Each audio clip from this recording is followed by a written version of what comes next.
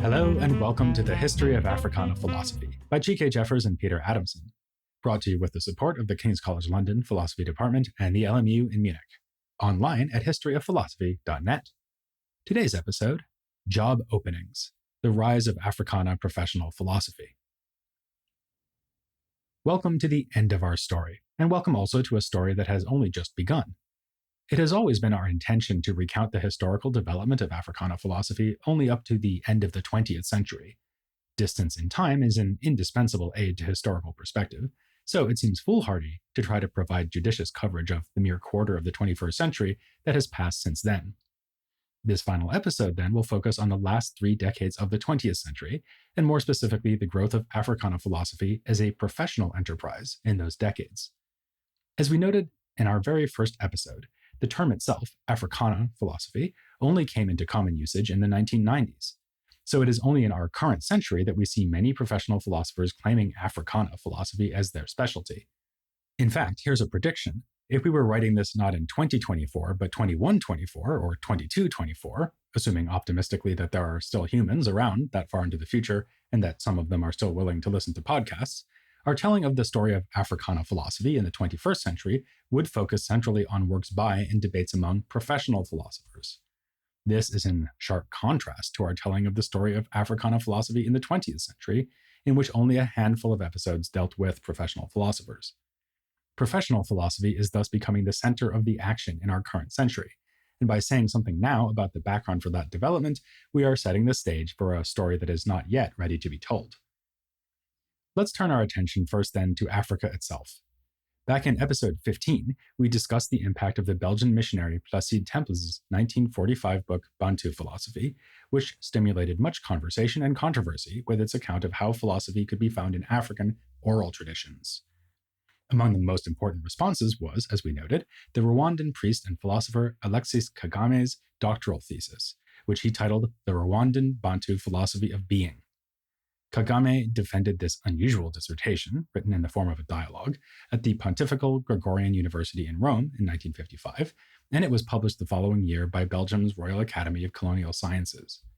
Given its content and influence, and Kagame's subsequent career as an academic, 1955 can fairly be described as the year that African philosophy as a professional enterprise was born, although there are earlier anticipations worth taking into account as well. Too little attention has been paid, for example, to the pioneering Ghanaian thinker and political leader J.B. Dankwa. When he got his PhD in philosophy from University College London all the way back in 1927, he was the first West African to take a doctorate at any British university. Dankwa's dissertation was entitled The Moral End as Moral Excellence. Its reflections on the importance of devotion to the common good paved the way for the dual concern with morality and religion in his most famous book, The Akan Doctrine of God. We drew on this 1944 study when discussing traditional African conceptions of God in episode 18. Dankwa did not, however, embark upon a career as a professor after getting his PhD. Upon his return to what was then still the British colony of the Gold Coast, he practiced law, started a newspaper, and eventually co-founded the colony's first political party aimed at achieving independence, the United Gold Coast Convention. When he convinced a young man named Kwame Nkrumah to join the organization and serve as its general secretary, Dankwa helped to kickstart the political career of the man who would supersede him as the foremost leader of the struggle for independence. As it happens, Nkrumah, like Dankwa, had previously gone abroad and studied philosophy at an advanced level.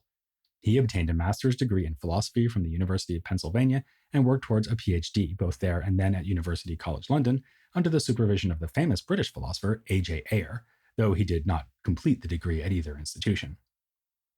The work that Nkrumah did in the early to mid-1940s for the first of those 2 uncompleted doctoral candidacies gives us one of the great ironies of Africana philosophy's history. As we described in episode 24, a major development in the growth of African philosophy as a professionalized pursuit came with sharp criticisms of attempts to locate philosophy in Africa's oral traditions. Working independently of each other in the late 1960s and early 1970s, Paulin Hutunji of Benin and Massien Towa of Cameroon both used ethno-philosophy as a label for the kind of work they were criticizing, derisively categorizing such work as ethnography dressed up as philosophy. It was Hutunji who eventually noticed that, long before he and Toa came up with the word as a way of criticizing others, Nkrumah had already used it positively. His substantially written but never defended thesis was entitled Mind and Thought in Primitive Society, a Study in Ethnophilosophy with special reference to the Akan peoples of the Gold Coast, West Africa. If a figure of Nkrumah's importance had published such a work, the metaphilosophical debate among professional African philosophers in the last third of the 20th century might have gone very differently. It's also hard to miss, when you begin to pay attention, the especially prominent role that Ghanaians have played in the story of professional African philosophy. Lest we forget, long before Danka studied in England, Anton Wilhelm Amo became a professional philosopher in 18th century Germany, and then apparently a respected person of wisdom once he returned to the land of his birth. Then there is the case of William Emanuel Abraham. After achieving an advanced degree from Oxford, a B.Phil, and securing a prestigious fellowship at Oxford's All Souls College, he was convinced by Nkrumah to come back and take a position at the University of Ghana. This was in 1962, the same year that Abraham published his groundbreaking book, The Mind of Africa, which was a wide-ranging philosophical examination of African culture and politics. Two other philosophers employed by the University of Ghana stand out as among the most impressive African thinkers of the 20th century, and we mention each of them regularly when discussing philosophy in oral traditions and the meta-philosophical debate. We are speaking of Kwasi Wiredu and Kwame Gyekye. Wiredu was a good friend of Abraham's, and like him got a B.Phil from Oxford and came back to teach at Legon, as the University of Ghana is known in reference to its location. Unlike Abraham, who made a name for himself early on with The Mind of Africa, Wiredu didn't publish much of anything during the 1960s. The next decade, however, saw him publishing up a storm, at first mainly on topics like logic, truth, and philosophy of mathematics, and then eventually on the topic of what African philosophy is, or could be. 1976 saw the publication of his classic paper, How Not to Compare African Traditional Thought with Western Thought, and this was included as a chapter in his 1980 book, Philosophy and an African Culture. A second book, published in 1996, Cultural Universals and Particulars, collected much of the influential work he did in the 1980s and 90s when he moved from attacking ethnophilosophy to articulating his own approach to philosophy in traditional African thought. As for Kwame Gyekye, he got his PhD from Harvard in 1969, specializing in a topic close to my own heart, the reception of ancient Greek philosophy in the medieval Islamic world. A number of his early publications thus focused on Al-Farabi. By the mid-1970s, though, he began to explore in print his interest in proverbs as a source of philosophical thought in traditional African culture. The ultimate fruit of this labor was his landmark 1987 book, An Essay on African Philosophical Thought, the Akan Conceptual Scheme. He is also well known for his 1997 book, Tradition and Modernity, Philosophical Reflections on the African Experience, which, as we mentioned in episode 20, defends a moderate form of communitarianism. In recognition of the distinctive contributions of Ghanaians to the development of African philosophy as a discipline, Wiredu and Gyekye put together an edited volume in 1992 titled Person and Community, Ghanaian Philosophical Studies 1, featuring essays by themselves, Abraham, and others. This makes 1992 a particularly symbolic year for the Ghanaian presence in philosophy, because this was also the year that Kwame Anthony Appiah published In My Father's House, Africa in the Philosophy of Culture. Appiah is a key figure in Africana philosophy, as we'll see shortly when we turn our attention from developments in Africa to those in the United States.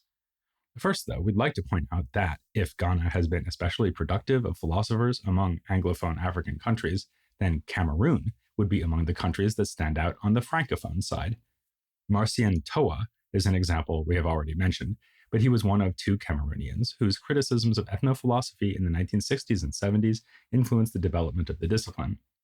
The other would be Fabien Aboussi Boulaga, best known for his dense, difficult, but nevertheless rich 1977 book, Muntu in Crisis, as it is called in English. At the very end of the 20th century, another Cameroonian, Achille Mbembe, emerged as a major theorist of African identity through his writings on power, sex, violence, and other aspects of life in what he calls the post-colony. Admittedly, Mbembe was not trained as a philosopher, but rather as a historian and political scientist. Yet his work is so eminently philosophical that many view him today as one of Africa's greatest living philosophers. Let us turn now to the rise of professional philosophy outside of Africa. Our focus will be on the United States, but this will not mean ignoring other parts of the diaspora. In particular, we're going to meet several figures who hailed from the Caribbean but wound up working at American institutions. First, though, we should note that some of the African philosophers we've already mentioned also spent time in the US. For example, we left out of our account of Ghanaian philosophy the fact that Abraham left Ghana in 1968, working as a visiting professor at various American institutions before joining the philosophy department at UC Santa Cruz in 1973, where he would remain until retirement. We did already tell you, back in episode 27, that Wiridu's move to America greatly influenced his focus during the 1980s and 90s on traditional African thought. Finally, while Jeje stayed until retirement at the University of Ghana, fellowships and visiting professorships in the US were crucially helpful to his career. He wrote Tradition and Modernity, for example, during his stay in Washington, D.C., as a fellow at the Woodrow Wilson Center for International Scholars. When we last took an extended look at the entry of African Americans into the profession in episode 80, we cut our story off in 1965, the year that Joyce Mitchell Cook got a PhD in philosophy at Yale. This makes her, to our knowledge, the first Black woman to get a PhD in philosophy anywhere in the world. In 1970, while employed at Howard University, Cook was encouraged by the department's chair to represent Howard at a conference held at the University of Illinois Chicago, or Chicago Circle, as it was known then. It was a conference on philosophy and the Black experience, organized by Irving Thalberg Jr., a faculty member at Chicago Circle. He was the son of the famous movie producer Irving Thalberg, but rather than follow his father into the entertainment business, he became a philosopher greatly concerned with America's problem with anti-Black racism. His 1972 article, Visceral Racism, for example, begins with a quotation from Malcolm X. The conference he organized in 1970 brought together a number of young Black philosophers. Cook presented a paper entitled A Critique of Black Experience, in which she agreed with Fanon's critique of negritude. It was the first time she turned her philosophical attention to matters of race, which had played no role in her Yale dissertation on the American pragmatist Stephen Pepper's theory of value. By contrast, another attendee, Bernard Boxall, a graduate student pursuing his PhD at UCLA, came to the conference while far along the path to defending his dissertation, titled A Philosophical Examination of Black Protest Thought. He delivered a paper at the conference arguing for the justice of paying reparations to African Americans for the harms they suffered during slavery, although he was not himself an African American. Boxall hailed from St. Lucia, the Caribbean island that has given us such luminaries of the Black world as the creative writer Derek Walcott and the economist Arthur Lewis, both of whom won Nobel Prizes.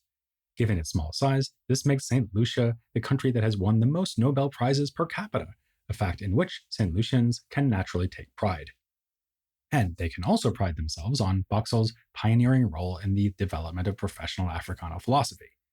He had come to UCLA after getting a master's degree in philosophy at the University of New Brunswick, up in Canada, and he arrived in Los Angeles planning to focus on logic.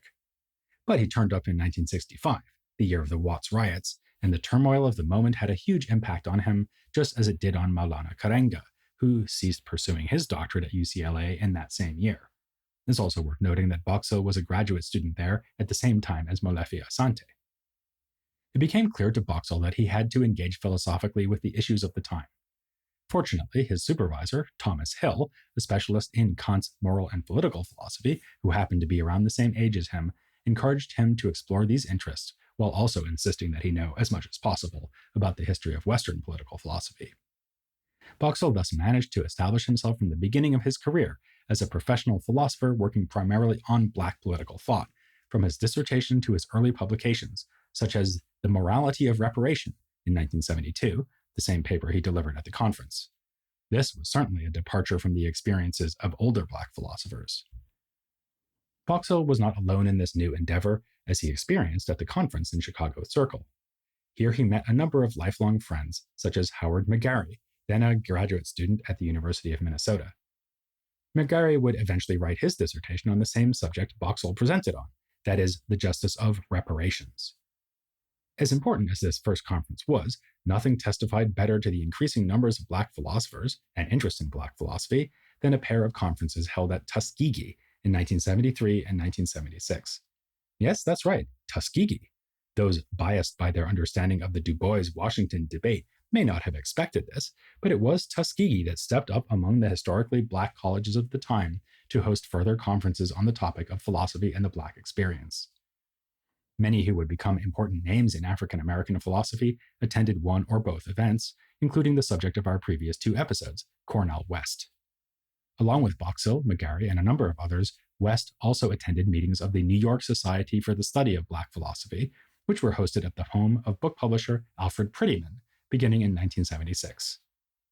This particular institution has stood the test of time, by the way, eventually changing its name to the Society for the Study of Africana Philosophy and continuing to meet in Prettyman's home.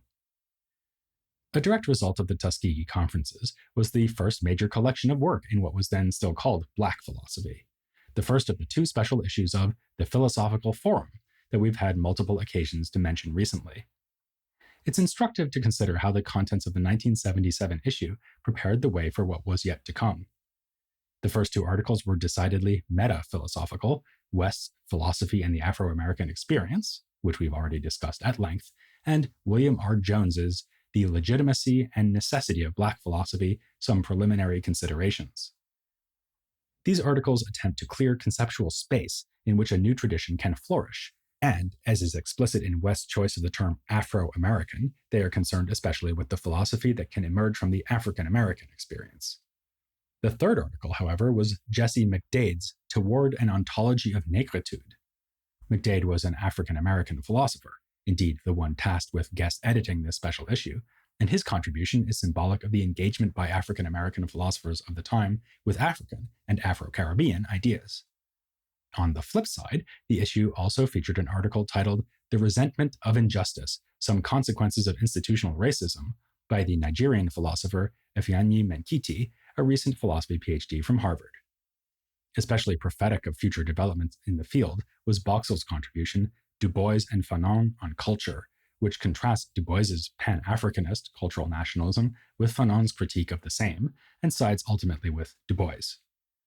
At a time before the formation of a canon in this area of study, Boxill rightly predicted that these 2 figures, W.E.B. Du Bois and Frantz Fanon, would be central.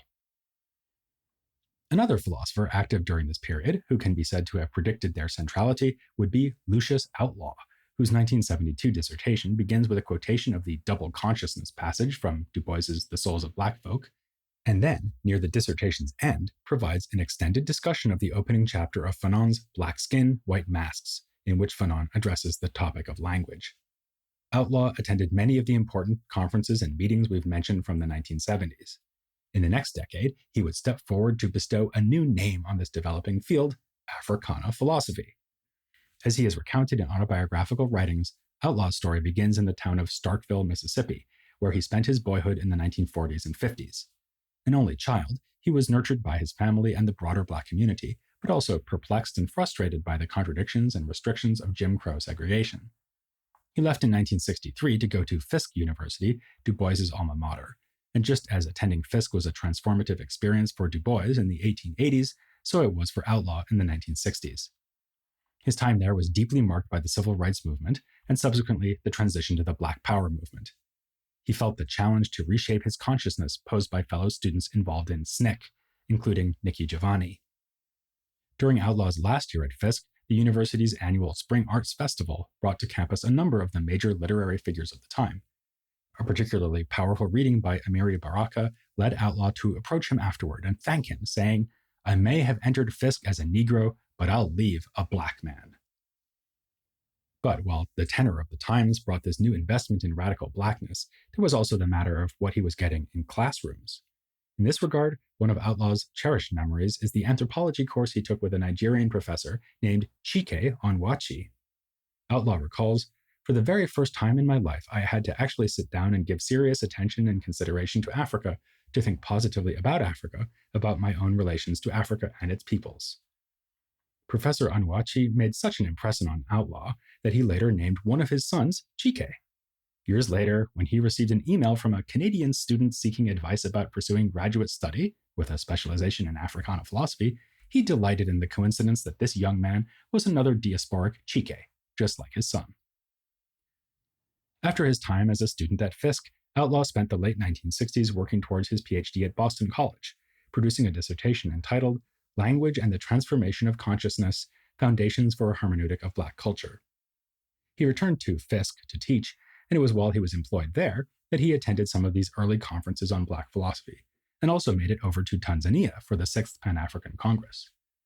This remarkable experience was made possible by the leader of the North American delegation, James Turner, who we have mentioned before as the founding director of the Africana Studies and Research Center at Cornell University. Perhaps you can already see the dots of our story beginning to connect, but before we reach its climactic point, there is one more important trip to Africa we must mention. In June of 1980, there was a UNESCO-organized conference in Nairobi, Kenya, called Teaching and Research in Philosophy, Africa. This is the conference at which Kwasi Wiredu began to speak of conceptual decolonization, as we described in episode 27. Papers were also delivered by major figures like Paulin Hondonji and Henry Odera Oruka. Outlaw was impressed by this conference and inspired to work towards bringing these big names of African philosophy to the States. By this time, he had moved to Haverford College, a liberal arts institution located near to Philadelphia. Thus it was that, in July of 1982, Outlaw organized a conference featuring many of the African philosophers he met in Nairobi, alongside African American and Afro-Caribbean philosophers he'd gotten to know at the conferences of the 1970s. He called it the Africana Philosophy International Research Conference, and it was then, 10 years before he theorized the label in the pages of the Philosophical Forum, that the term Africana philosophy was first officially used. This means, by the way, that it was born the very same month as the Chike with whom I've collaborated on this series of episodes on Africana philosophy. 1982 was also, as you may recall, the year that Cornel West published his first book, Prophesy Deliverance. For each of the 3 years following this one, there were other landmark publications that did much to further establish the field. The most self-consciously groundbreaking of these three was the anthology that Leonard Harris edited and published in 1983, Philosophy Born of Struggle, Anthology of Afro-American Philosophy from 1917. Harris is another of those who was there from the beginning, attending the conference at Chicago Circle in 1970 and many of the conferences and meetings that followed. We have, of course, already featured him on the podcast as an interview guest back in episode 79 as the world's foremost expert on the philosophy of Alain Locke. This is, in fact, what explains the periodization in the anthology's title. It was in 1917 that Locke completed and submitted his dissertation, The Problem of Classification in Theory of Value, resulting in his attainment of the PhD from Harvard the following year. Locke is represented in the anthology by his classic 1935 essay, Values and Imperatives. Harris also included essays by a number of the other African American philosophers who preceded the rise in numbers entering the profession in the 1970s, such as William Fontaine and Cornelius Golightly. Then there was the new generation, including Angela Davis, represented by her Unfinished Lecture on Liberation, 2. Davis wrote this reflection on Frederick Douglass for a course she taught on Black literature at UCLA in 1969, and it became one of her most celebrated writings from a philosophical perspective. Harris also included a few essays by eminently philosophical minds outside of the discipline, such as Maulana Karenga and the literary theorist Houston A. Baker Jr. There had never been anything like this book before, an anthology validating the existence of a tradition of African American philosophy.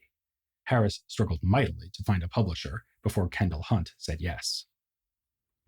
In 1984, Boxill published Blacks and Social Justice, a highly influential demonstration of what philosophers can bring to discussions of the social problems facing African Americans. Attempting to capture its importance in a symposium marking the book's 25th anniversary in 2009, Tommy Shelby argued that Boxill successfully showed the value of taking an analytical approach to African American political philosophy. According to Shelby, himself a practitioner of philosophy in this style, Boxill's book in fact counts as the exemplar par excellence of this approach, the standard against which all other attempts must be judged, and the singular point of departure for those who would write about racial justice in the analytic idiom. Looking back on the book today, it's interesting to see which issues have remained prominent and which haven't. Chapter 2, Black Progress and the Free Market, takes on Thomas Sowell, the African-American libertarian and conservative, who to this day has many devoted fans. It's strange, on the other hand, to see the no longer so burning issue of busing, which we briefly discussed in our episode on CRT, take up 3 whole chapters, representing about a third of the book. For 1985, we want to highlight a journal article, rather than a book, Kwame Anthony Appiah's The Uncompleted Argument, Du Bois and the Illusion of Race, published in Critical Inquiry as part of a special issue on race put together by his good friend Henry Louis Gates. It's unlikely that at the time either Appia or Gates could have guessed at how enormous the essay's impact would be, for it is today regularly recognized as something of a starting point for philosophy of race as we know it. It's also seen as the opening move in what came to be known as the Appia Outlaw debate, so that this moment marks the birth of philosophy of race as a professional enterprise. Appia had a very different background and path into philosophy than what we've seen with Outlaw. He was born in London in 1954, making him 10 years younger than Outlaw. And while Outlaw vividly remembers how the brutal murder of Emmett Till in Mississippi in 1955 taught him to avoid any romantic or sexual involvement with white girls, Appia was the product of a marriage between a black man from Ghana and a white woman from England. Both parents came from an aristocratic background, respectively Ashanti and British. Appia spent much of his childhood in Kumasi, the capital of Ashanti land, but then went to a boarding school in England. From this culturally complex upbringing, Appia rose to become a philosopher, getting both his undergraduate degree and his PhD at Cambridge. He came to the United States in 1981, taking his first job at Yale. Early on in his career, he specialized in the philosophy of language. His first two books, Assertion and Conditionals, from 1985, and For Truth in Semantics, from 1986, address these issues in a technical, analytical frame that betrays no concern with distinctively Africana concerns. For all these differences, though, Appia and Outlaw were tied together by the history of Pan-Africanism. Joe Appia, Anthony's father, was a dedicated Pan-Africanist who befriended Nkrumah in London after the latter's arrival there in 1945, and the two Ghanaians were both close with the famous Trinidadian Pan-Africanist George Padmore. Appia has noted that his father was there with Du Bois and Nkrumah in Manchester at the Fifth Pan-Africanist Congress in 1945, which was mainly organized by Padmore. When the Sixth Pan-Africanist Congress came along in Tanzania in 1974, his father was there again, and he didn't spot anyone else who had managed to attend both events. Of course, as we know, someone else who went to Tanzania was Outlaw. Appia sought to learn from and embody what was best in his father's Pan-Africanism, which survived his father's falling out with Nkrumah. Actually, falling out is putting it mildly. During Appia's childhood, his father spent years in prison, detained under Nkrumah's Preventive Detention Act. Danka, by the way, experienced the same, and died in prison in 1965, the year before Nkrumah was deposed by a coup. So, it's with good reason that Appia says, near the beginning of In My Father's House, written shortly after his father's death in 1990, "My father is my model for the possibility of a Pan-Africanism without racism, both in Africa and in its diaspora, a concrete possibility whose conceptual implications this book is partly intended to explore." Which is useful background for understanding what Appia is up to in The Uncompleted Argument. His aim in the essay is to diagnose Du Bois's difficulty in letting go of the concept of race. He analyzes Du Bois's definition of race in The Conservation of Races, acknowledging that Du Bois aims to provide us with a socio-historical rather than biological account of race, but arguing that Du Bois fails in this goal.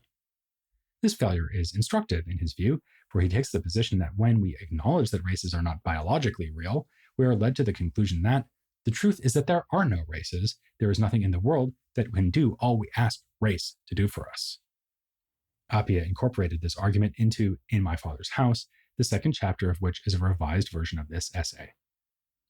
A number of different philosophers responded critically to Appia's reading of Du Bois and denial of the reality of race, defending Du Bois as having provided us with a reasonably successful socio-historical account of race. A good example would be Tommy Lott's contribution to the 1992 special issue of the Philosophical Forum, which was titled Du Bois on the Invention of Race. Boxall defended Du Bois against Appia in a paper called Du Bois on Cultural Pluralism, which is interesting because Boxall seems to have gone back and forth on what to make of Du Bois's view in conservation.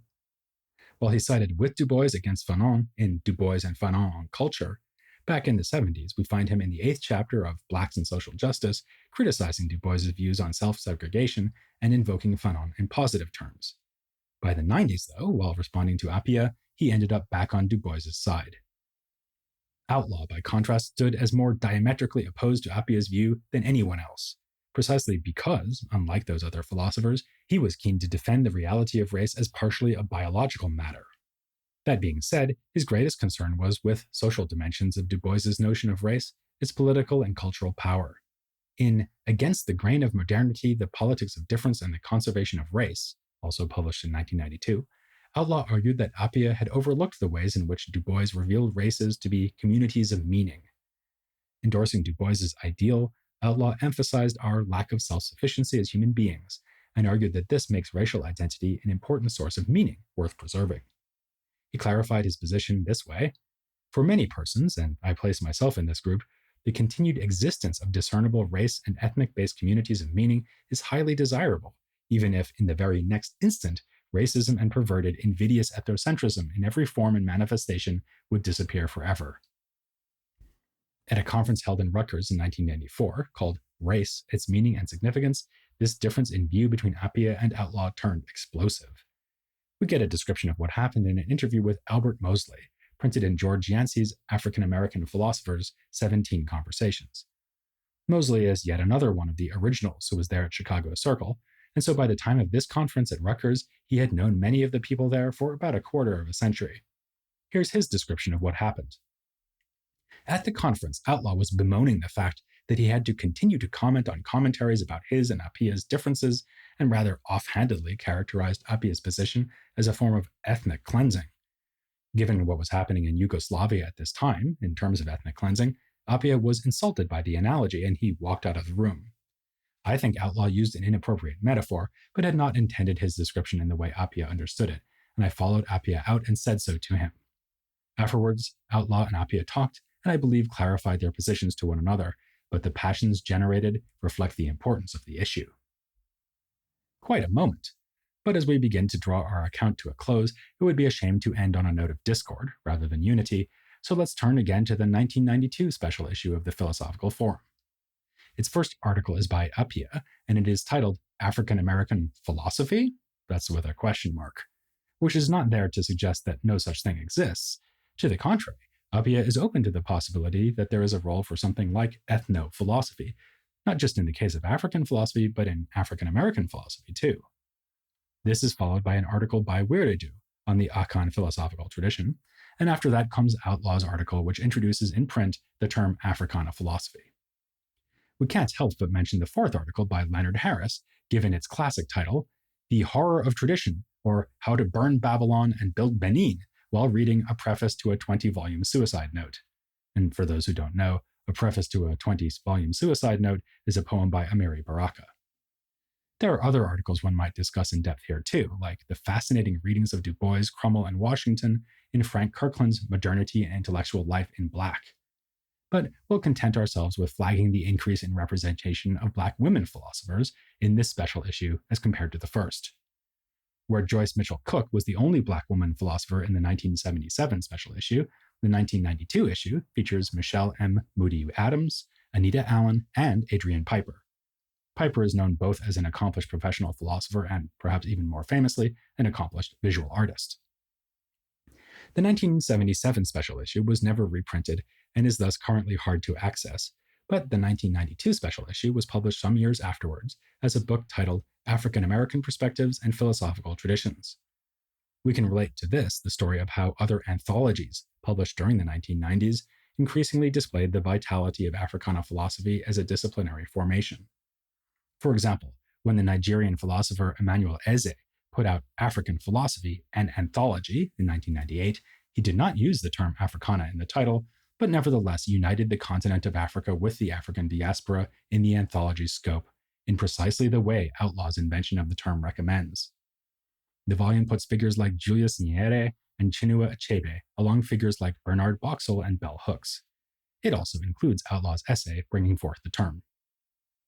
Another significant edited volume of the late 1990s was Existence in Black, an Anthology of Black Existential Philosophy, edited by another of our interview guests, Lewis Gordon. No one was better placed than Gordon to put together such a volume. Originally from Jamaica, but brought to New York City, specifically the South Bronx, at the age of 9, Gordon got his PhD from Yale in 1993, and he revised and published his dissertation as his first book, Bad Faith and Anti-Black Racism. This work used the existentialist philosopher Jean-Paul Sartre's notion of bad faith to explain racism directed against Black people. Gordon thus became known for bringing together existentialism and Black issues. He was also conspicuous in his embrace of the term Africana philosophy.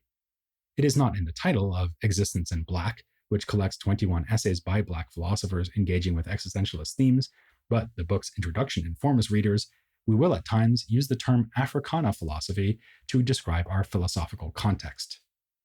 Gordon goes on to quote Outlaw's definition in his essay from the 1992 special issue. In the year 2000, Gordon released another single-authored volume, and this time he made his allegiance to the term doubly clear in the title itself, Existentia Africana, Understanding Africana, Existential Thought. As a thinker of Caribbean origin who wound up working in the US, Gordon was in good company. Charles Mills was also originally from Jamaica, but unlike Gordon, he grew there to adulthood, doing his undergraduate degree in physics at the University of the West Indies before moving to Canada and doing his PhD in philosophy at the University of Toronto. His publications in the late 1980s, after he got his doctorate, focused mainly on analytical approaches to questions in Marxist thought. By this point, he was living in the United States, firstly at the University of Oklahoma. It was here that he started to think more about race and racism. Then in 1990, he took a job at the University of Illinois Chicago, the same university at which the important conference organized by Irving Thalberg Jr. happened all those years ago. Looking back on that event, Mills deliberately organized a sequel in 2001, a conference called Black Philosophy for the 21st Century. Before that, however, he had made a name for himself with The Racial Contract, his 1997 book adapting social contract theory to explain white supremacy as a socio-political system. The book became hugely popular, as philosophy books go. His 1998 book, Blackness Visible, Essays on Philosophy and Race, further solidified his position as an important voice in Africana philosophy. And finally, as in the case of Mbembe, there's someone we must recognize, even if he was trained as a sociologist, not a philosopher. Paget Henry of Antigua got his PhD in sociology from Cornell University in 1976, and in 1985 published an important text on the history and economic underdevelopment of Antigua. Before all that, though, while he was still in high school, he fell in love with philosophy and began reading voraciously in the area. This is why he eventually decided to follow his heart and write the first book-length work on philosophy in Afro-Caribbean thought. He published Caliban's Reason, Introducing Afro-Caribbean Philosophy in the year 2000. It was put out by Routledge in a new book series called Africana Thought, the same series that included Gordon's Existentia Africana. The book also makes clear that Henry did not intend to isolate Afro-Caribbean philosophy from other parts of Africana philosophy. On the contrary, the first chapter is devoted to an account of traditional African philosophy that informs subsequent chapters, and the book's sixth chapter explicitly aligns Henry with Outlaw, rejecting what he describes as Cornell West's American reading of Afro-American philosophy and offering instead an Africana reading of Afro-American philosophy as a brother or sister discourse with the Afro-Caribbean tradition.